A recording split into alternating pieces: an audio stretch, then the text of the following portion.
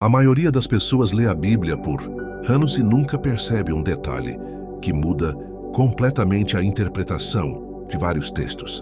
Judeus, hebreus e israelitas não são a mesma coisa. Parece apenas uma diferença de palavras, mas não é. Cada termo nasce em um momento diferente da história bíblica e revela uma fase distinta do relacionamento entre Deus e seu povo. Quando alguém mistura esses nomes, começa a confundir promessa com cultura, identidade espiritual com nacionalidade, chamado com tradição. E então surgem interpretações rasas, debates desnecessários e até conclusões equivocadas sobre fé. Se a Bíblia usa 3 nomes diferentes, existe uma razão. Deus não desperdiça palavras. Cada nome carrega contexto, propósito e direção. Entender essa diferença é como ajustar o foco de uma lente. O texto não muda, mas sua visão muda completamente. Hoje você vai perceber que antes de existir religião organizada, existia um homem chamado por Deus. Antes de existir um povo estruturado, existiu uma promessa. E antes de existir uma identidade cultural consolidada, existiu uma crise que redefiniu tudo.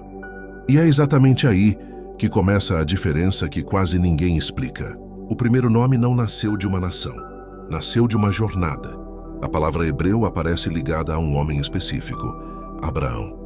Antes de existir Israel como território, antes de existir templo, lei organizada ou sistema religioso, existia um chamado pessoal. Hebreu carrega a ideia de alguém que atravessou, um estrangeiro, um peregrino, alguém que saiu da sua terra para obedecer a uma voz. Abraão não recebeu uma religião pronta. Recebeu uma promessa. Não recebeu um território imediato. Recebeu direção. Isso muda a perspectiva. A fé começa como resposta individual. Não começa com cultura, começa com confiança. Não começa com tradição, começa com obediência.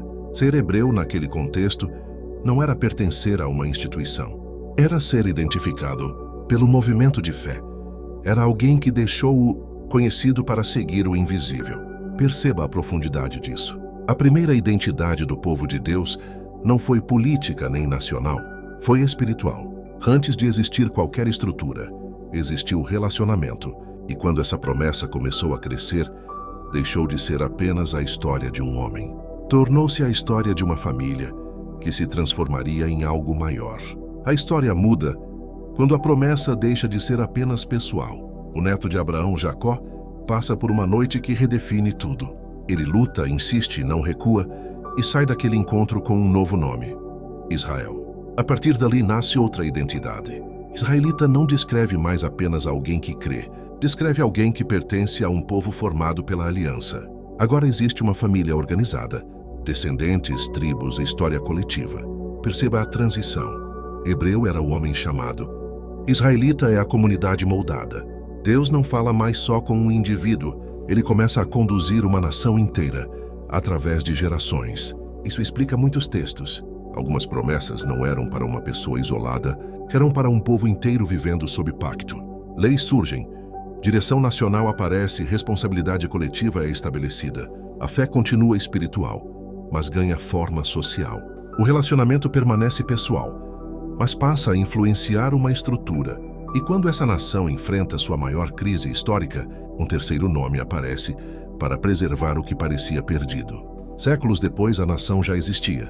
Tinha território, reis e templo, mas tudo entrou em colapso.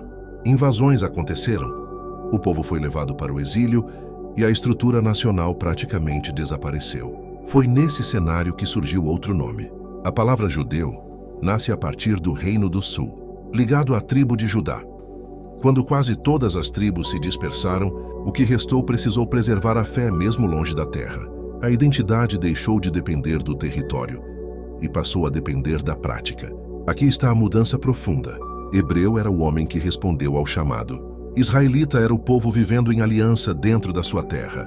Judeu passa a ser quem mantém a fé, mesmo sem nação visível. A religião organizada cresce nesse período porque agora ela é o que mantém o povo vivo culturalmente. Sinagogas surgem, tradições são reforçadas, a memória vira proteção espiritual. Isso explica por que, no tempo do Novo Testamento, o termo mais comum já não era israelita, mas judeu. Não significava apenas descendência, significava pertencimento a uma herança preservada através da crise. E é exatamente aqui que muitos Leitores modernos começam a confundir conceitos que pertencem a momentos diferentes da história. É aqui que a confusão moderna começa. Quando alguém lê a Bíblia hoje e encontra as palavras hebreu, israelita e judeu, tende a tratar tudo como se fosse apenas uma variação linguística. Mas cada termo carrega um contexto histórico específico. Quando o texto fala de Hebreus, geralmente aponta para a origem, chamado início da promessa. Quando menciona israelitas, está falando de povo organizado sob aliança nacional. Quando usa judeus, muitas vezes está se referindo a um grupo religioso-cultural já moldado pelo exílio e pela preservação da lei. Se você ignora essa diferença, começa a aplicar promessas coletivas como se fossem individuais, ou interpreta conflitos históricos como se fossem debates puramente espirituais. O resultado é leitura superficial. Por exemplo, no Novo Testamento, quando líderes são chamados de judeus, não significa que representam toda a história de Israel desde Abraão. Representam uma liderança específica, dentro de um contexto histórico específico. Percebe como isso muda a compreensão? Não é detalhe técnico, é chave interpretativa. E quando você entende essa chave, algo ainda mais profundo se revela sobre identidade espiritual hoje. Quando você percebe a diferença, a Bíblia deixa de ser apenas uma sequência de eventos e passa a mostrar um padrão espiritual. Cada nome descreve uma etapa do relacionamento com Deus. Hebreu aponta para o chamado pessoal. É o momento em que alguém escuta e decide seguir, mesmo sem ter tudo explicado. F é antes de estrutura. Israelita revela a aliança vivida em comunidade. Aqui existem responsabilidades, direção coletiva, disciplina e propósito compartilhado. A fé deixa de ser isolada e passa a moldar vida prática. Judeu mostra preservação em meio à crise. Quando tudo externo ameaça desaparecer, a identidade continua sustentada pela convicção interna. Não depende mais do ambiente favorável. Esses 3 níveis não ficaram no passado. Eles descrevem experiências espirituais ainda hoje. Há quem apenas escute o chamado. Há quem caminhe em compromisso contínuo. E há quem sustente a fé mesmo sob pressão. Por isso a discussão não é apenas histórica, é existencial. Cada pessoa normalmente se encontra em uma dessas fases sem perceber. E entender isso leva inevitavelmente a uma pergunta pessoal. Agora a pergunta deixa de ser sobre eles e passa a ser sobre você. Muitos conhecem histórias bíblicas, frequentam ambientes religiosos e ainda assim não sabem em qual estágio estão. Alguns vivem apenas o momento hebreu. Sentiram um chamado, tiveram experiências, mas nunca avançaram para uma vida estruturada de aliança. A fé existe, porém não molda decisões constantes. Outros chegaram ao estágio israelita. Existe compromisso, prática, comunidade, disciplina espiritual. A vida já foi reorganizada ao redor da fé. Mas quando surgem crises, percebem que dependiam mais do ambiente do que imaginavam.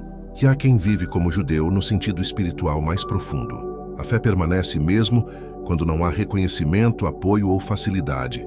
Não depende de cultura favorável, depende de convicção interior. Perceba como isso muda a leitura da própria vida. A Bíblia não está apenas descrevendo povos antigos. Está revelando caminhos possíveis de relacionamento com Deus. A diferença entre os nomes não é apenas terminológica, é progressão de maturidade espiritual. E reconhecer onde você está determina qual será o próximo passo.